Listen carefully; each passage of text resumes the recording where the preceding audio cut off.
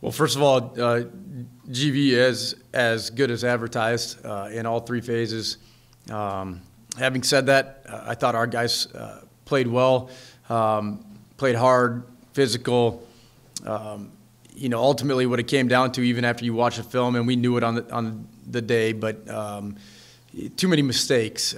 Obviously the turnovers and giving up the fake punt, you can't ever do that if you're going to beat that kind of football team. But, too many missed assignments. I had some issues with tackling in open space. So all the things that you need to be able to do to win any football game, get highlighted. Obviously, when you play the number 2 team in the country and with the weapons that they have, it's, we have to play a complete football game to be in that one. And, unfortunately, we didn't do that for 4 quarters. 100%. I mean, that's the top of the league. GV's been up there forever. Obviously, Ferris is doing what they're doing the last 10 years. But yeah, I appreciate everybody talking about the last 2 weeks. We are competitive and like the way we play. That's great. Like I said, I appreciate the fact that people are noticing the effort, the toughness that we play with. Having said that, our locker room is not satisfied with just being in a game. We are not at that point yet, but that is where we would like to get the program to, is to where we are competing for 4 quarters with those teams to ultimately one day be able to beat them, to be able to be GLIAC champs again. So we're not there yet.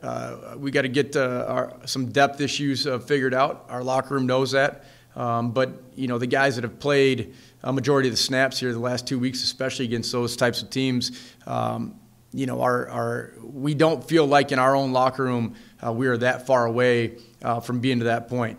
But there's some things that we got to get shored up in a couple different guys to be able to spell some of the starters in terms of our depth and go from there. But short answer is yes, that is where we want to be. We're not happy being in the middle of the pack. We want to be at the top of the league. The way they played, I felt like our approach to the game, the way we travel, the way we showed up against Ferris, the guys, there's a belief in the locker room. Our leadership and our culture down there right now is exactly what we talked about going into the fall, where we feel like we can play with anybody. We're not going to back down to anybody. And I did not feel like we were overwhelmed at all in the last 2 weeks. Unfortunately, there's some situations where, again, going back 2 weeks ago, we give up a block punt to Ferris. We miss a wide open guy in the first drive for a touchdown. There's just things that, in the last 2 weeks when you're playing that caliber team, you cannot leave those opportunities out there, regardless of what phase of the game we're talking about. Again, you do not have to be perfect to beat those teams, because that's obviously not realistic. But at the same time, when there's opportunities there to make a play, or there's basic things that you have to be able to execute, those cannot be issues when you're watching the film on Monday of, well, if this or if that. That kind of stuff has to be routine for us in those games, and then obviously you need your breaks too. So. I just feel like in the last 2 weeks, there's just too many of those opportunities where didn't take advantage of it, or,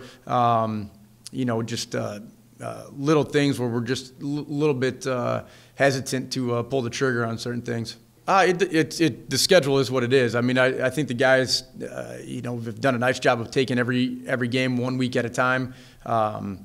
You get done with Ferris and GV, whoever is next, whether it be league or non-conference, I don't think that has a whole lot of effect on our locker room or our mentality. It's Minot is next, so that's where our heads are at, and all of our prep is going into them. And same thing we talked about early in the year. It's a next game mentality, and flush GV, put that game to bed, and now we're on to Minot.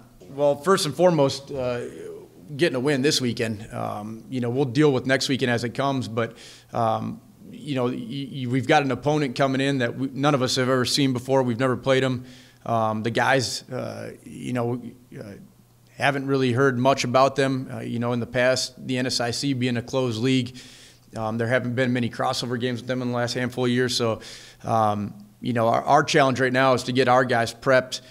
There's a different scheme offensively. There's a different scheme defensively than what we've seen. So we got our hands full just getting our guys ready for this weekend. What happens next weekend, that seems like it's a month away at this point. We're trying to get our guys ready for Minot right now. No, that's not the case at all.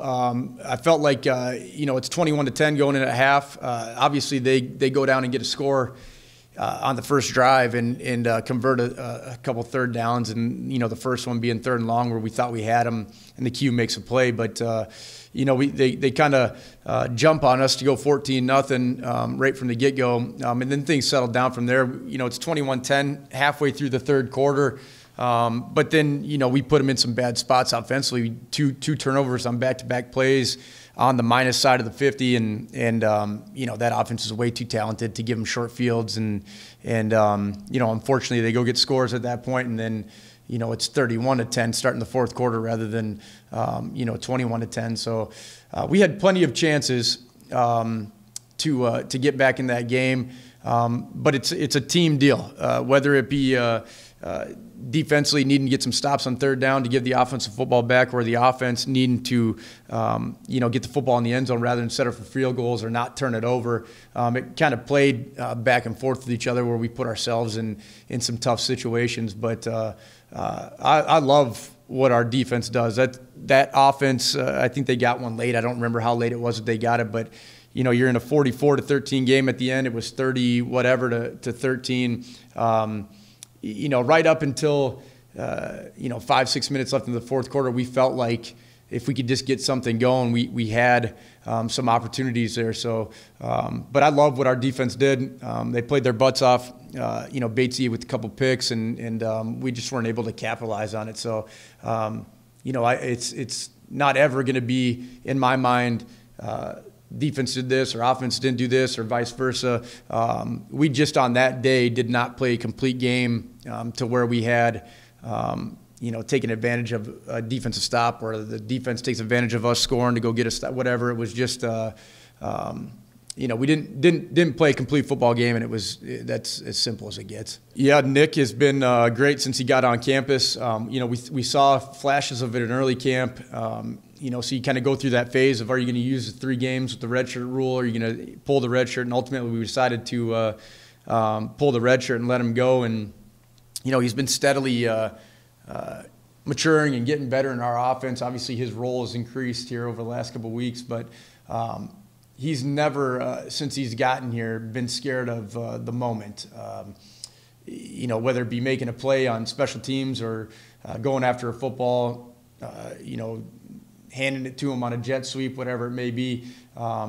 Even if you go back and watch the film, some of the stuff he's doing in the run game with the physicality part of it for a true freshman, to go in there and be willing to put his face on guys and not be scared to go attack a football in between 2 defenders against what we felt like was the best secondary we saw this year. So, he's been awesome. Hoping for a little bit more here in the next 2 weeks now that he's kind of getting his feet under him. But he is going to be a guy over the next 3 years that obviously we're counting on in a big way.